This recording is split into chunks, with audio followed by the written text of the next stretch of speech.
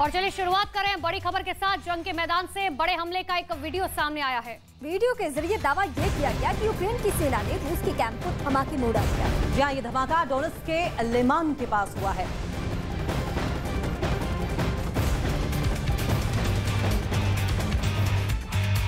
तो डोनेट्स्क के लिमान में ये बड़ा हमला बताया जा रहा है और डोनेट्स्क दरअसल वो इलाका है रशिया का जहां पर यूक्रेन पहले भी अटैक कर चुका है और इस हमले का अब वीडियो सामने आया है। तस्वीरें देखिए किस तरीके से धुएं का गुबार उठ रहा है और ऊंची उठती लपटें ये बताने के लिए काफी है कि अटैक काफी बड़ा रहा होगा।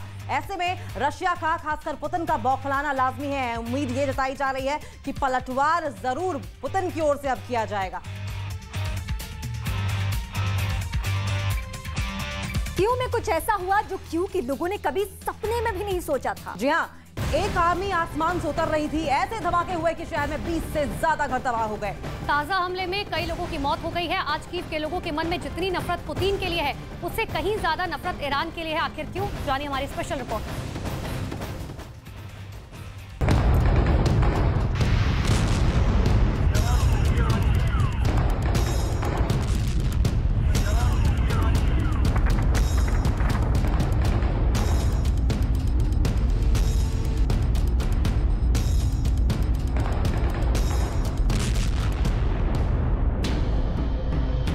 जो फिल्मों में देखा था, कहानियों में पढ़ा था, वो अब कीव के अंदर हकीकत में हो रहा है। एक शहर पर ड्रोन्स की आर्मी ने हमला कर दिया। शहर की सुरक्षा में लगे जवान आसमान पर टकटकी लगाए देखते रहे। उनकी बंदूकों से गोलियां निकलने का इंतजार करती रहीं, लेकिन ड्रोन सुरक्षा बलों को चकमा देते हुए इमारतों पर हमला करने में सफल हो गए और जबरदस्त तबाही हुई।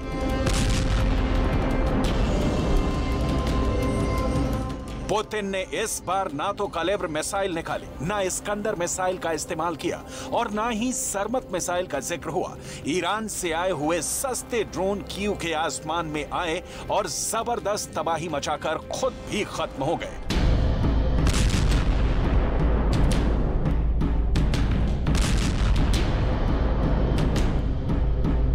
कीव पर एयर डिफेंस रूस के इस ड्रोन आर्मी के सामने नस्तो नाबूद हो गया। हालात ये हो गए कि शहर में ये चर्चा शुरू हो गई कि ज़ेलेंस्की हिफाजत से हैं कि नहीं।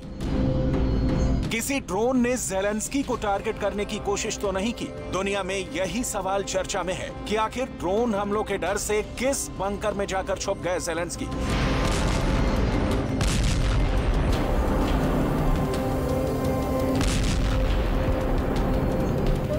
आखिर कीव पर हफ्ते में दूसरी बार पुतिन ने इतना बड़ा अटैक क्यों किया?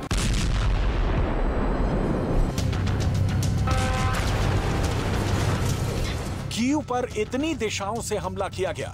क्या बेलारूस से भी ड्रोन ने कीव को टारगेट किया? हर सवाल का जवाब मिलेगा, लेकिन पहले देखिए एक्सक्लूसिव तस्वीरें।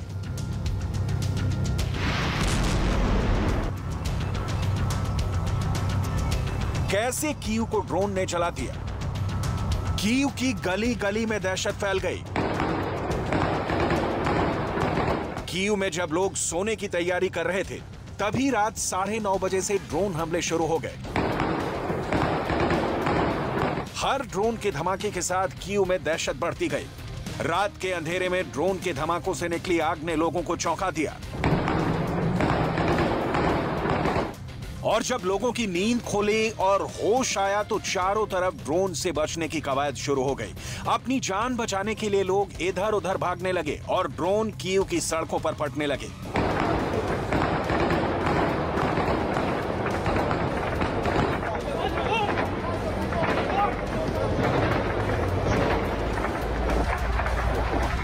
कीव के अंदर लोग दफ्तरों, मॉल और दुकानों से निकलकर सुरक्षित ठिकानों की तलाश कर रहे थे। इस तस्वीर में तो ड्रोन बिल्कुल साफ नजर आ रहा है। बिल्डिंग के ऊपर ड्रोन नजर आते ही कीव के सुरक्षा बल ने फायरिंग की, लेकिन ड्रोन अपना काम कर गया।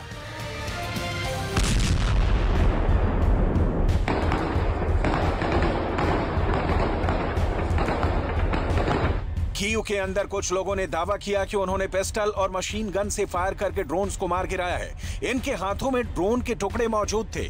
पुतिन ने पूरे कीव को डरा दिया। राहत और बचाव कर्मियों ने काम शुरू किया। बहुत मुश्किल से जली हुई इमारतों के मलबे से लोगों को निकाला जाने लगा।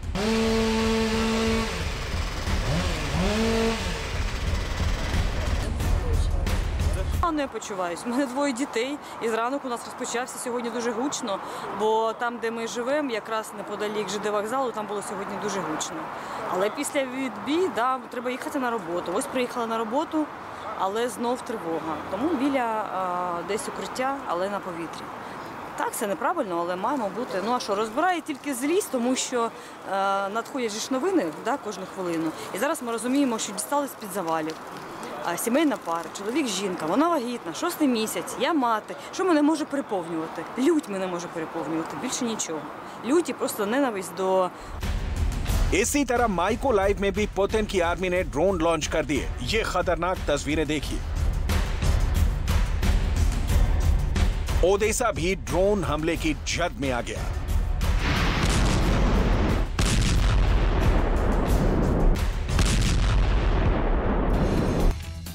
रशिया यूक्रेन बैटल ग्राउंड से एक और बड़ी अपडेट सामने आ रही है। पुतिन अगर चाहे तो मॉस्को से बैठे बैठे कीव पर हमला करवा सकते हैं और मॉस्को से कीव मात्र 900 किलोमीटर दूर है। तो देखिए, वो चाहे तो बेलारूस भी ड्रोन अटैक कर सकते हैं। मतलब ये है कि कीव पर हमला करने के लिए रूस के पास जमीन की कोई कमी नहीं है। जी हाँ, सबसे बड़ी बात यह है कि यूक्रेन के आसमान में कई घंटों तक मौजूद रहने वाले ड्रोन आखिर यूक्रेन के एयर डिफेंस से कैसे बचे। ईरान ये दावा करता है कि उसके ड्रोन शाहिद 136 की रेंज 2500 किलोमीटर है। इस दावे के हिसाब से देखा जाए तो शाहिद 136 ड्रोन से रूस के सुदूर प्रांत कुंगूर से भी कीव पर हमला किया जा सकता है, क्योंकि वहां से कीव 2300 किलोमीटर दूर है। पुतिन अगर चाहें तो मॉस्को से बैठे बैठे कीव पर हमला करवा सकते हैं। मॉस्को से कीव मात्र 900 किलोमीटर दूर है। क्रीमिया के सिम्फरपोल से कीव की दूरी 800 किलोमीटर है और बेलारूस के मिन्स्क काजा से भी ड्रोन हमला कर सकता है। यह भी कीव से 550 किलोमीटर दूर है। मतलब ये कि कीव पर हमला करने के लिए रूस के पास जमीन की कोई कमी नहीं है। सबसे बड़ी बात यह है कि यूक्रेन के आसमान में कई घंटों तक मौजूद रहने वाला ड्रोन आखिर यूक्रेन के एयर डिफेंस से बचा कैसे। लेकिन यूक्रेन का दावा यह है,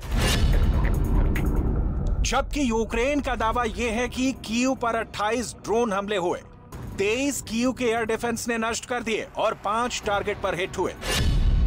इसी तरह ओडेसा के अंदर रात 3:30 बजे से सुबह 7 बजे तक 6 ड्रोन मार गिराए गए और 9 माइकोलाइव के अंदर शूट किए गए। Знищено загалом, якщо брати атаку починаючи з 21:30 вчорашнього вечора, так вже ночі можна сказати, і по цей час наразі вже підтверджено щонайменше знищення 37 дронів камікадзе. Усі летіли з південного напрямку. Якщо за попередніми підрахунками, це як мінімум 85-86% знищено протиповітряною обороною і повітряних сил, також долучилась і протиповітряна оборона інших сил оборони і сухопутних військ. अब सबसे बड़ा सवाल यह है कि आखिर ज़ेलेंस्की कहां पर है। खबर यह है कि कीव के बीचों बीच ज़ेलेंस्की का एक सुरक्षित बंकर मौजूद है और जब भी कीव पर हवाई हमले का सायरन बजता है, ज़ेलेंस्की को फौरन बंकर के अंदर पहुंचा दिया जाता है। ज़ेलेंस्की का यह बंकर अत्याधुनिक सुविधाओं से लैस है और यहीं से वो युद्ध को ऑपरेट कर रहे हैं। सवाल यह है कि आखिर कीव का किला कितना मजबूत है। कीव की सबसे बड़ी सुरक्षा नीपर नदी है। जब कीव पर टैंकों से हमला किया गया था तो रूस के सैकड़ों टैंक इसी नीपर नदी में धंस गए थे, क्योंकि कीव के प्रशासन ने नीपर नदी के बांध खोल दिए थे और कई किलोमीटर तक पानी फैल गया था। इस पानी में फंसे हुए रूस के टैंक बहुत आसानी से ज़ैवलिन मिसाइलों और ड्रोन्स का शिकार हो गए थे। लेकिन कीव की कमजोरी आखिर क्या है? कीव की सबसे बड़ी कमजोरी यह है कि उसके पास अभी तक कोई पुख्ता एयर डिफेंस नहीं है। एयर डिफेंस को लेकर अमेरिका से ज़ेलेंस्की की बातचीत शुरू हो चुकी है।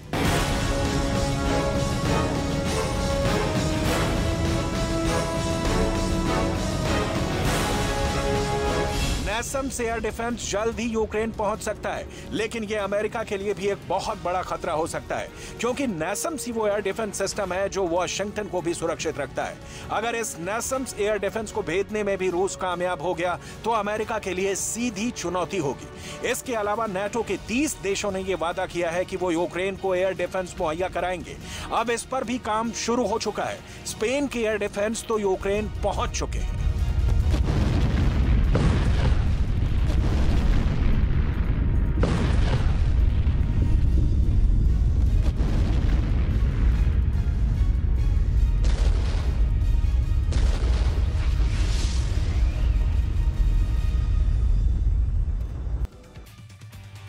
तो यूक्रेन के खिलाफ रूस के हमले अब थमने का नाम नहीं ले रहे। रूसी सेना अब उन इलाकों को भी टारगेट कर रही है जहां हमला होने का मतलब सीधे सीधे बहुत बड़े खतरे को न्योता देना। यहाँ दावा यह किया जा रहा है कि पुतिन की सेना ने एक बार फिर यूक्रेन के निप्रो और ज़पोरिज़िया जैसे इलाकों पर हमले शुरू कर दिए हैं। ये दोनों ही इलाके कई मामलों में बेहद संवेदनशील माने जाते हैं। यही वजह है कि रूस के इन हमलों के बाद से यूक्रेन में दहशत का, खौफ का माहौल है।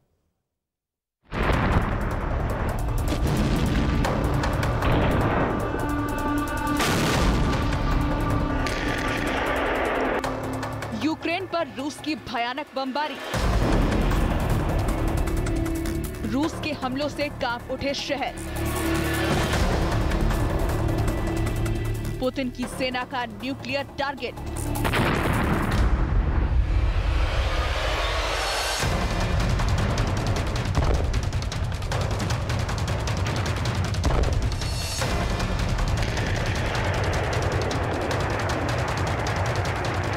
यूक्रेन के शहरों पर दिन ब दिन तबाही दस्तक दे रही है। रूस के बारूदी हमले यूक्रेन को खंड खंड करने पर आमादा है। यूक्रेन के निप्रो शहर से आई इन तस्वीरों को देखिए। एनर्जी इंफ्रास्ट्रक्चर पर रूस की सेना का रॉकेट अटैक हुआ है। धमाका कितना भयानक है, ये धुएं का गुबार देखकर समझा जा सकता है। दावा किया जा रहा है कि रूस के इस रॉकेट अटैक में निप्रो के इस पावर प्लांट को जबरदस्त नुकसान पहुंचा है। उधर यूक्रेन के लिए सबसे बड़ी चुनौती इस वक्त ज़पोरिज़िया जैसे इलाकों की हिफाजत है, क्योंकि ज़पोरिज़िया परमाणु प्लांट एक बार फिर रूस की सेना के निशाने पर आ गया है। बताया जा रहा है कि रूस की सेना ने यूक्रेन के परमाणु प्लांट के बेहद करीब बमबारी को अंजाम दिया है। Но мы стараемся ближе к победе. Чем больше мы вложим труда и как-то поможем нашим ЗСУ, тем будет как-то им легче и нам проще. Ну, каждый день вот эти обстрелы очень как-то. Но на работу не сказывается, потому что есть цель и идешь к этой цели. ये इलाका बेहद संवेदनशील इलाकों में गिना जाता है। यहाँ मौजूद परमाणु प्लांट पर किसी भी तरह के बारूदी हमले का मतलब रेडिएशन का रिसाव है, और अगर ऐसा हुआ तो पूरे यूरोप पर परमाणु रेडिएशन का खतरा मंडरा सकता है। यही वजह है कि लोगों को लगातार रूस के हमलों की चिंता सता रही है। И выжить.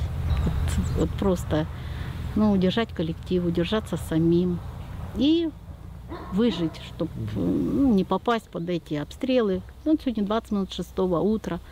Встаешь, а тебя там марганцы, как раз прилеты такие были, что... ничего, оделся, собрался и знаешь, что в 6 часов у тебя автобус, и ты бежишь.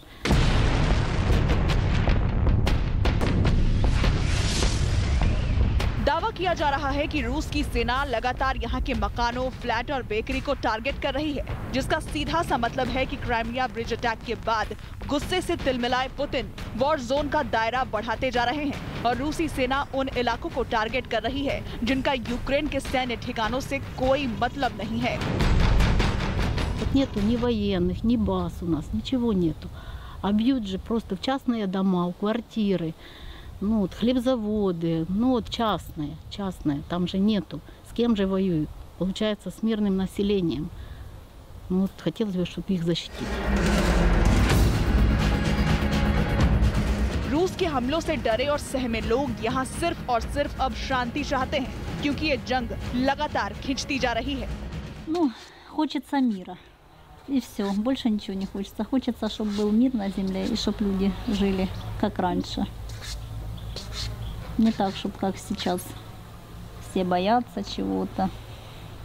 Хочется, чтобы просто не было ни у кого ни страха, ничего.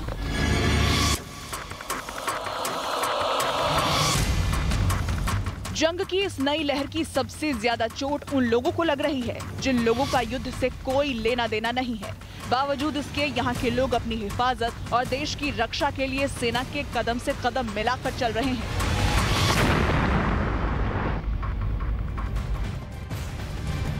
ने यूक्रेन के कई शहरों पर ताबड़तोड़ हमले करने शुरू कर दिए। जी हाँ, रूस ने यूक्रेन के कई शहरों को ड्रोन और मिसाइल से निशाना बनाया है।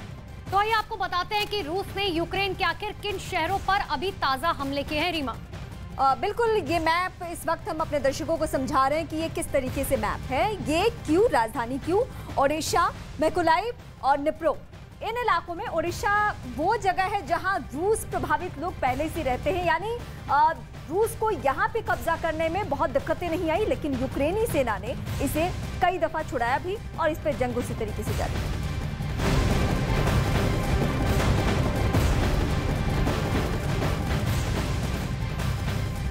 तो देखिए, राजस्थान के भिवाड़ी से बड़ी खबर आ रही है। किडनैप किए गए 3 बच्चों में से 2 के शव दिल्ली के महरौली के जंगल में मिले हैं। जी हाँ, राजस्थान पुलिस और दिल्ली पुलिस के सर्च ऑपरेशन में 2 बच्चों के शव बरामद किए गए हैं, जबकि तीसरा बच्चा सुरक्षित मिल चुका है। परिवार के मुताबिक किडनैपर ने फिरौती के लिए परिवार को फोन किया था। मामले में राजस्थान पुलिस ने 3 आरोपियों को गिरफ्तार कर लिया है, जबकि पूछताछ की गई तो उन्होंने अपने जुर्म को कबूल किया और जिसके बाद उनकी निशानदेही पर ही दिल्ली से 2 बच्चों के शव बरामद किए गए। बता दें कि 6 साल का बच्चा खुद अपने आप जंगल से बाहर निकलकर आ गया था। आरोपी उसे भी मरा हुआ समझकर जंगल में छोड़ गए थे।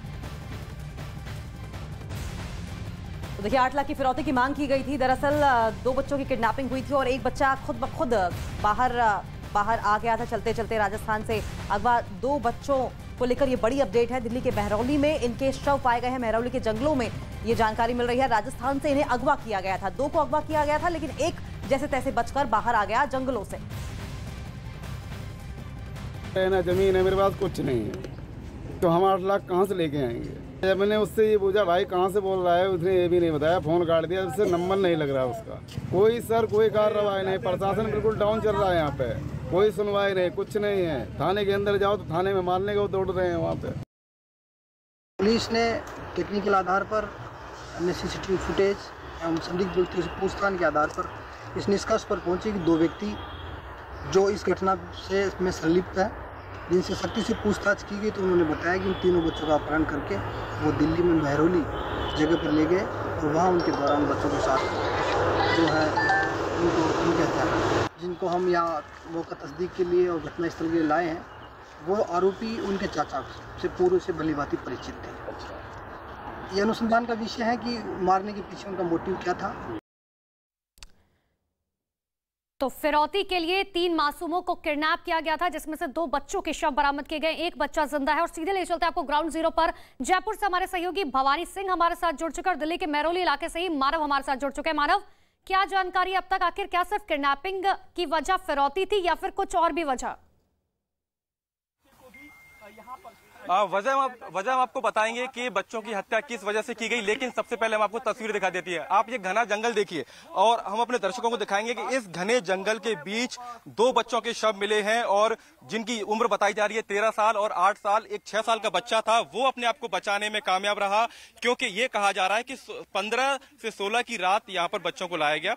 अभी जांच में ऐसी जानकारी मिली है। उसके बाद दरिंदों ने 2 बच्चों की हत्या कर दी।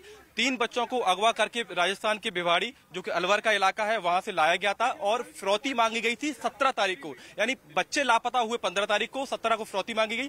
तो अभी यहाँ पर जो बच्चों के शव हैं वो जंगल में हैं, क्योंकि ये 2 राज्यों का मामला है। एक तरफ राजस्थान की एफएसएल की टीम यहाँ पर अभी छानबीन करके गई है, अभी दिल्ली पुलिस की एफएसएल की टीम यहाँ पर आने वाली है।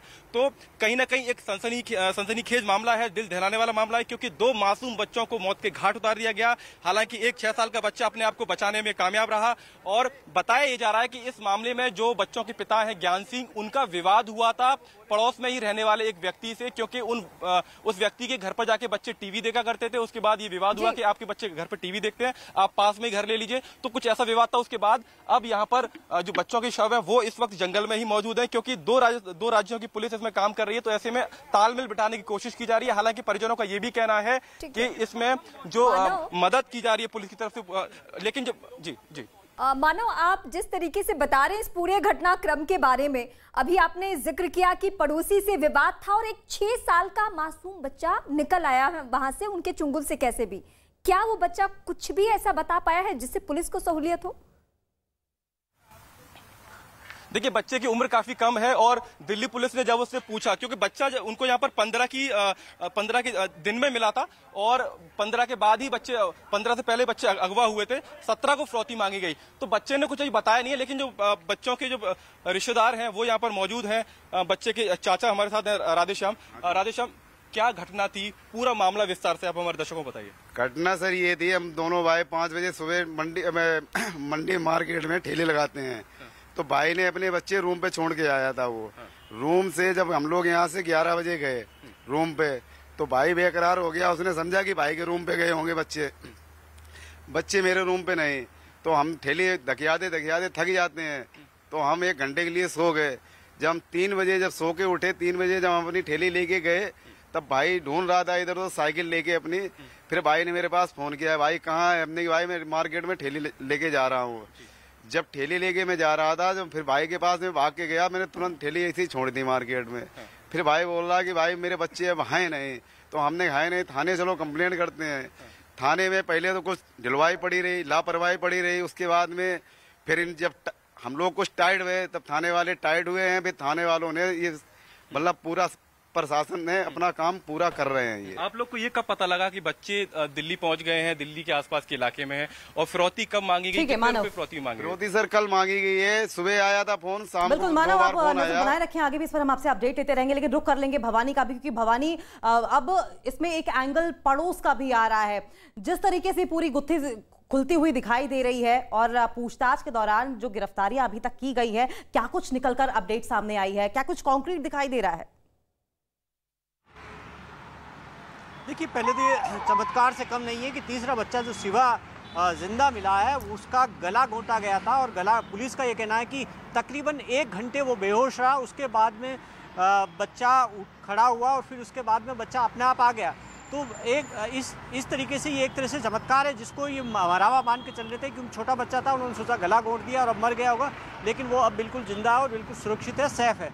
दूसरी बात यह है कि जिन्होंने किडनैप किया है, 2 किडनैपर थे, दोनों को अरेस्ट कर दिया पुलिस ने और दोनों नशे के आदी थे। पुलिस का प्रारंभिक तौर पर यह कहना है कि अभी तक की प्राइमरी पूछताछ में तो सामने आया है कि दोनों नशे के आदी थे और इसके लिए किडनैप किया गया। लेकिन इसमें एक दूसरी कहानी और भी है, जो परिजन आरोप लगा रहे हैं और FIR के अंदर भी जो नाम लिया गया, मकान मालिक का नाम लिया गया, वहाँ पर कहा कि ये जो किडनैप है ये करवाया गया। तो इस एंगल पे तफ्तीश की जा रही है, जांच की जा रही है कि क्या केवल ये नशे के लिए अपहरण हुआ था या फिर इसके पीछे हाथ है कि जिनके पर आरोप लगाया जा रहा है या और किसी का हाथ है, क्योंकि फिरौती बड़ी मांगी गई, केवल नशे के लिए अपहरण हुआ था। वजह जो भी हो, लेकिन मानो हमारे सहयोगी जब दिल्ली में उन परिजनों से बात कर रहे तो सीधे राजस्थान की पुलिस को सवालों के घेरे में ले रहे हैं।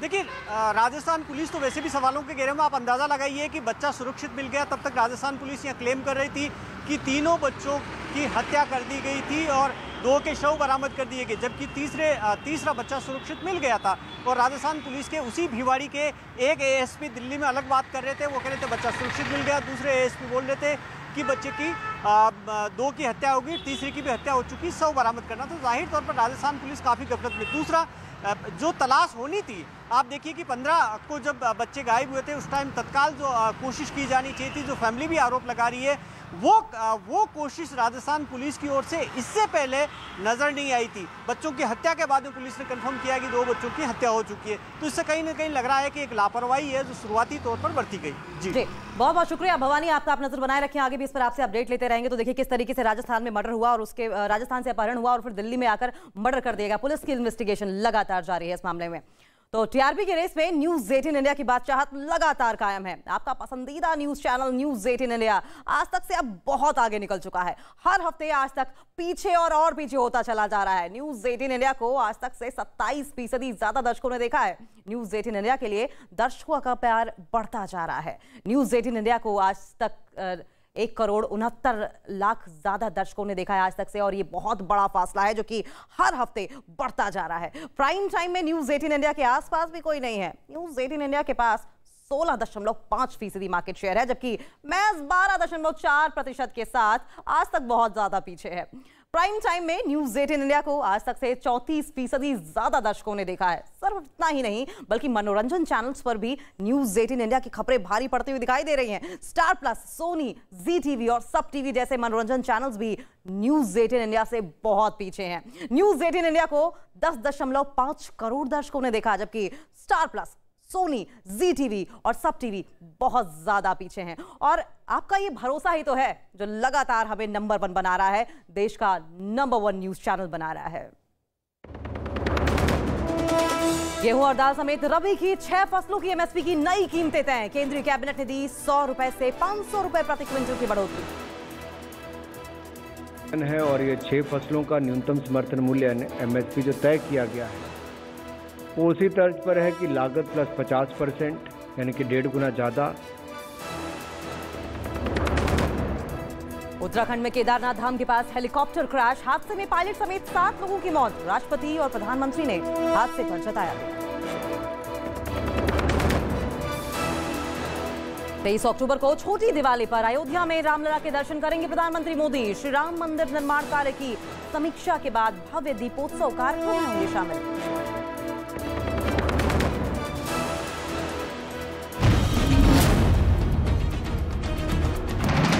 पाकिस्तानी खुफिया एजेंसी